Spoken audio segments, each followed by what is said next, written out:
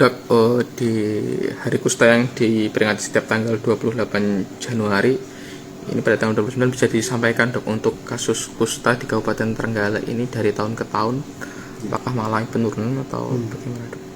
Terima kasih. Jadi untuk kasus kusta di Kabupaten Trenggalek tahun 2021 itu ada 8 kasus, kemudian 2022 ada 10 kasus, nah di 2023 ini ada 7 kasus yang tersebar di Ganusari ada 1 kasus, Karangan 2 kasus, Pule 1 kasus, Panggul ada 1 kasus, dan Kampak 2 kasus. Untuk kasus-kasusnya sendiri pada orang dewasa di atas semuanya di atas 45 tahun.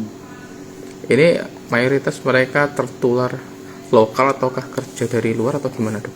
Kita tidak bisa memastikan secara bisa kita lihat sebenarnya kemungkinan penularan itu dari proses namanya screening Mas. Jadi ketika ada kasus kusta seperti ini itu kan diperiksa keluarganya semuanya, di sekitarnya juga diperiksa. Alhamdulillah tidak ada yang tertular. Kemungkinan bisa kita ambil, bisa saja dia tertular dari tempat yang lain. Kira-kira seperti itu. Lantas kalau ada kasus seperti itu apa sih Dok yang dilakukan Dinkes Kabupaten Trenggalek? Mungkin sebelum saya jawab seperti itu perlu diketahui ya, orang datang kusta ini bisa yang paling sering itu karena kelainan kulit ya. Jadi ada keluhan biasanya kelainan kulit. Jadi masih banyak masyarakat yang juga belum tahu. Jadi yang perlu kita lakukan yang pertama adalah memberikan penyuluhan secara masif. Program penyuluhan kusta ini sebenarnya sudah disampaikan di sekolah-sekolah ya, di sekolah-sekolah, kemudian di posyandu, kemudian di masyarakat. Tapi mungkin juga masih banyak ya orang yang tidak mengetahui apa itu kusta. Nah untuk kusta ini biasanya keluhannya yang paling sering kan biasanya bercak mati rasa, terus misalnya untuk aktivitas tidak berkeringat dan lain sebagainya. Kemudian ada rasa-rasa tidak nyaman pada tangan, misalnya kayak keple, kayak apa seperti itu. Jadi keluhan-keluhan seperti itu yang membawa ke petugas. Akhirnya dari petugas sebenarnya dicek ya, cek secara fisik, kemudian nanti setelah cek fisik bisa diduga kusta, diperiksa pada tempatnya yang mati rasa tersebut, diperiksa red serumnya. Red serum jadi diambil cairannya kemudian diperiksa di mikroskop. Nanti akan dicari ada tidak ada kuman Mycobacterium leprae. Ketidakadaan kuman pun itu juga bisa didiagnosis sebagai kusta. Jadi perlu disampaikan kusta itu ada 2 jenis ya, tipe yang Pauci basiler dan multibasiler. Pauci basiler itu biasanya jarang ditemukan kuman, tapi klinisnya adalah kusta. Tapi ada juga yang kedua adalah multibasiler. Jadi dia ditemukan kumannya yaitu kumannya bisa ditemukan dengan mikroskop. Yang sering kita temui di masyarakat yang mungkin di jalan kakinya tidak ada, tangannya tidak ada atau dan sebagainya itu tipe yang Pauci basiler, di mana sebenarnya dia itu tidak menular. Nah, yang menular itu malah yang masih bercak-bercak mati rasa berwarna kemerahan yang disebut multibasiler. Jadi yang pertama adalah memberikan pemahaman atau penyuluhan kepada masyarakat tentang kusta itu sendiri. Selain itu juga kita perlu menyampaikan kepada masyarakat tentang stigma atau dianggap bahwa kusta itu kutukan, tidak bisa disembuhkan dan sebagainya. Itu yang perlu kita sampaikan kepada masyarakat bahwa kusta itu adalah suatu penyakit, bukan penyakit kutukan, tapi adalah suatu penyakit menular. Tapi penularannya pun perlu intensitas yang cukup panjang dan sebagainya. Kemudian itu bisa disembuhkan dengan pengobatan teratur. Jadi yang pertama kita lakukan adalah penyuluhan. Kemudian yang kedua adalah kita lakukan screening secara terus-menerus. Jadi untuk semua anak-anak sekolah itu selalu dilakukan screening kusta. Jadi mereka akan diperiksa apakah ada bercak apa tidak, kemudian ada pembesaran saraf apa tidak, seperti itu.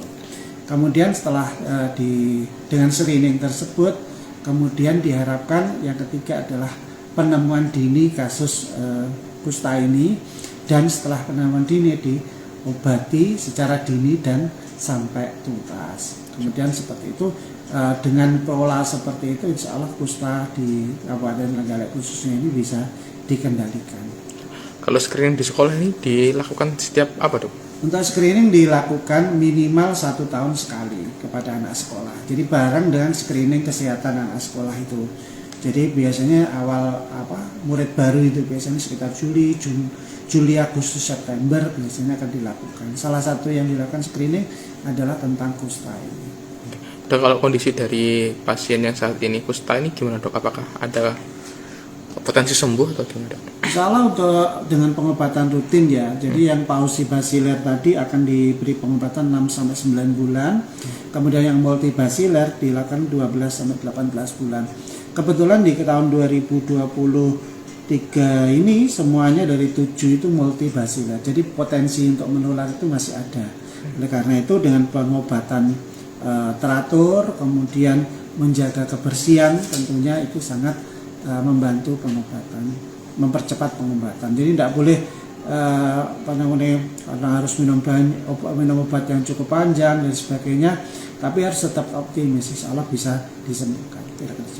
Kalau untuk keluarga yang misalnya dalam keluarganya ada penyakit kusta, mungkin tetangganya, ini apa dok yang bisa dilakukan?